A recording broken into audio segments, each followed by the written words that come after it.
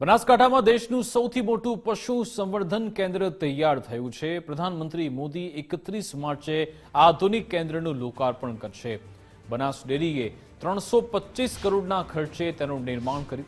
125 એકરમાં પશુઓ માટે આધુનિક આઈવીએફ સેન્ટર તૈયાર થયું છે। દર વર્ષે 25,000 પશુ ભ્રૂણનું નિર્માણ થશે। Ultra modern embryo production laboratory પણ અહીંયા કાર્યરત થઈ છે। પશુ સંવર્ધન અને સંશોધન કેન્દ્ર પર સોલાર પેનલ लगावવામાં આવી। સોલાર પેનલથી 18 લાખ યુનિટ વીજળી ઉત્પન્ન થશે। સેન્ટર પર બાયોગેસ પ્લાન્ટનું પણ નિર્માણ કરાશે। બાયોગેસ પ્લાન્ટ દ્વારા 400 ઘરોને ગેસ જોડાણ મળી રહેશે। બનાસકાંઠા હવે શ્વેત ક્રાંતિનું નવું કેન્દ્ર બનશે।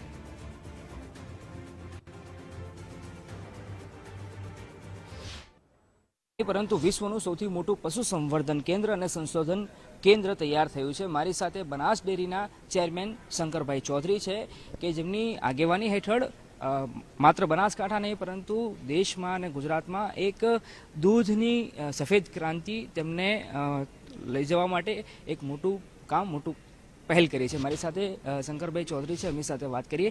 સાહેબ, જ્યારે હું અહીંયા એન્ટર થયો ત્યારે એનું વાઇબ્રેશન જ આખું અલગ જ પ્રકારનું હતું કે કંઈક અલગ જ માહોલ અહીંયા જોવા મળી રહ્યો છે। કેમ કે અત્યાર સુધી તબેલા તો ઘણા જોયા, પણ એકદમ સ્વચ્છ, સુઘડ અને એક યુનિક પ્રકારનું આ પશુ સંવર્ધન કેન્દ્ર તૈયાર થયું છે।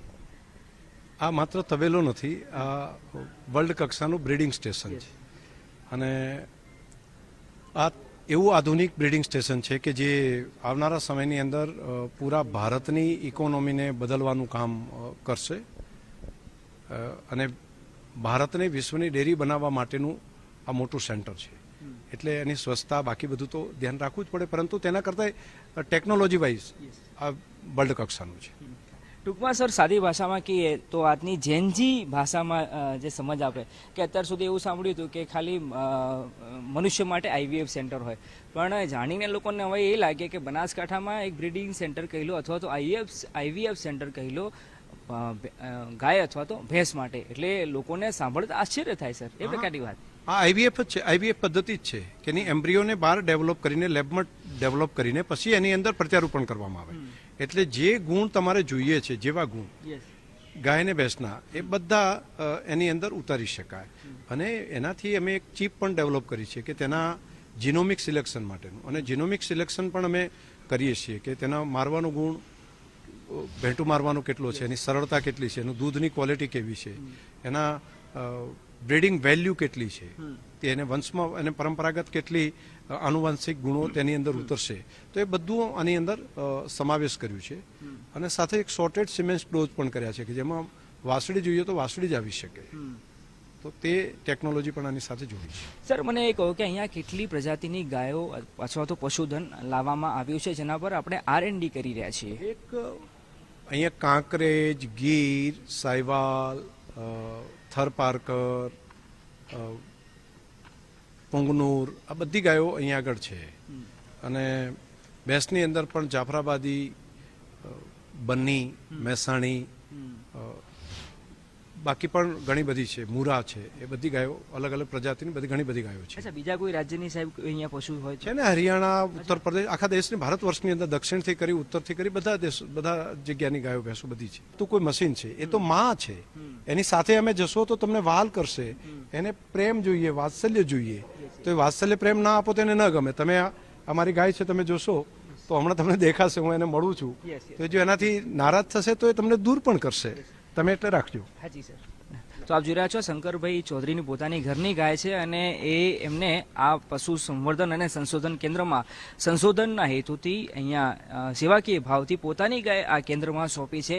અને વિશેષતા એ છે કે એની વિશેષતા પણ જાણીએ, અને શંકરભાઈના કહેવા પ્રમાણે આ માત્ર ગુજરાત નહીં પરંતુ દેશમાં સૌથી વધુ દૂધ આપનારી આ ગાય છે। તમે જુઓ, અચ્છા, જે ગીર ગાયની અંદર 28-30 લીટર જેટલું દૂધ આપતી આ ગાય છે। અને સૌથી મોટું એ છે કે એને ઇમોશન છે, એને આ વાલ ન કરીએ તો એને ન ગમે, એને હું અહીંથી આવીશ તો બીજા કોઈ આવશે તો એને દૂર કરી દેશે, તમે આટલે આવ્યા છો, હું ઊભો છું ત્યારે જ, નહીંતર એ તમને દૂર કરશે, પરંતુ એ જાણે છે, એટલે એની અંદર આઈક્યુ પણ છે, ઇમોશન પણ છે। એટલે ગાય માં અમસ્તા નથી કહેતા, અને ખાલી પશુ ના કહેવાય, આ માં જ, માનો દરજ્જો જે આપ્યો છે ઇમોશનના કારણે આપ્યો છે। અને આ 28થી વધારે લીટર દૂધ આપતી ગાય છે રોજનું, પ્રતિદિન, એક આ ગીર ગાય। અને આવનારા સમયમાં ભારત એ વિશ્વની ડેરી બને તેના માટેનો જે આપણા દેશના પ્રધાનમંત્રી મોદી સાહેબનો જે સંકલ્પ છે એ સંકલ્પ 100% સાકાર થશે. એમણે ગોકુલ મિશન યોજના મૂકી અને ગોકુલ મિશન અંતર્ગત ભારતની દેશી ગાયો છે તેની અંદર જે સ્ટ્રેન્થ રહેલું છે, જે હોટ ટોલરન્સી, એનું રોગપ્રતિકારક શક્તિ, તેનું દૂધની સારી ગુણવત્તા, એ બધા સદગુણોને જોઈ વિચારીને એમણે આ મિશન મૂક્યું.